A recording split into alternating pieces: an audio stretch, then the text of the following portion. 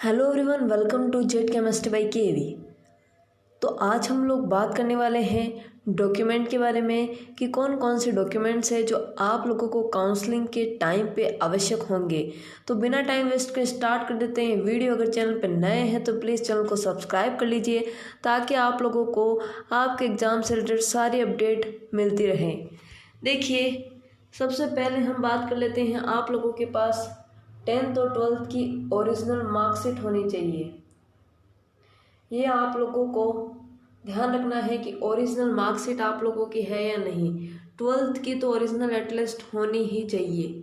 फिर हम लोग बात करते हैं अगले डॉक्यूमेंट की, जो है गैप सर्टिफिकेट।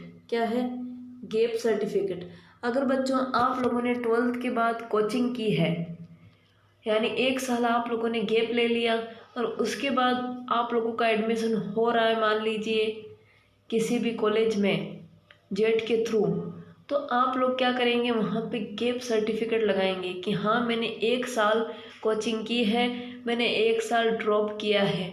तो गैप सर्टिफिकेट आपको लगाना होगा। और गैप सर्टिफिकेट कहाँ से बनता है, तो ये आप लोग जान लीजिए। कोई भी आप लोगों के एरिया का वकील हो, वो भी गैप सर्टिफिकेट बना सकते हैं। तो इसमें ज़्यादा दिक्कत आप लोगों को नहीं आएगी। फिर हम लोग बात करते हैं, तो देखिए, अगर आप लोग 12th आप लोग अभी करे हैं या आप लोगों ने 12th पहले कर ली, तो आप लोगों ने गैप सर्टिफिकेट तो मान लीजिए बना लिया। गैप सर्टिफिकेट वही बनाएंगे जिन्होंने 1 साल का गैप लिया है। बाकी गैप सर्टिफिकेट नहीं बनाएंगे, उनको गैप सर्टिफिकेट की आवश्यकता नहीं है जिन्होंने जस्ट 12th किया ही है। फिर हम लोग बात करते हैं माइग्रेशन सर्टिफिकेट की। जो थर्ड डॉक्यूमेंट है वो होगा आप लोगों का माइग्रेशन सर्टिफिकेट। तो आप लोग जानते होंगे कि जब आप 12th करते हैं तो आप लोगों की मार्कशीट आती है, तो मार्कशीट के साथ एक माइग्रेशन सर्टिफिकेट भी आता है, वो आप लोगों को संभाल कर रखना है।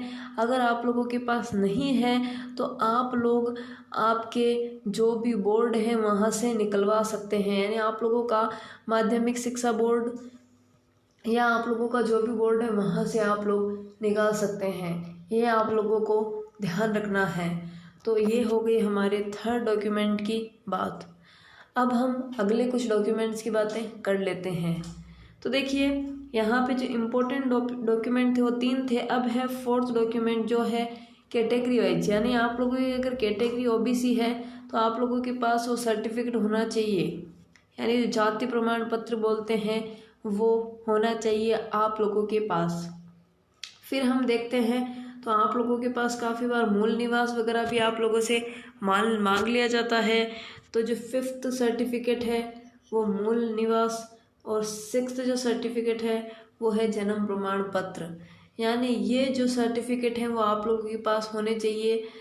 इस प्रकार से आप लोगों के काउंसलिंग में बहुत ज़्यादा हेल्पफुल रहेंगे। अगर एक भी इनमें से मिस होता है तो आप लोग काउंसलिंग से बाहर हो सकते हैं। तो ये जो इम्पोर्टेंट सर्टिफिकेट थे आप लोगों को ध्यान रखना है। अगर चैनल पर नए हैं तो चैनल को सब्सक्राइब जरूर कर दीजिएगा। Thank you for watching.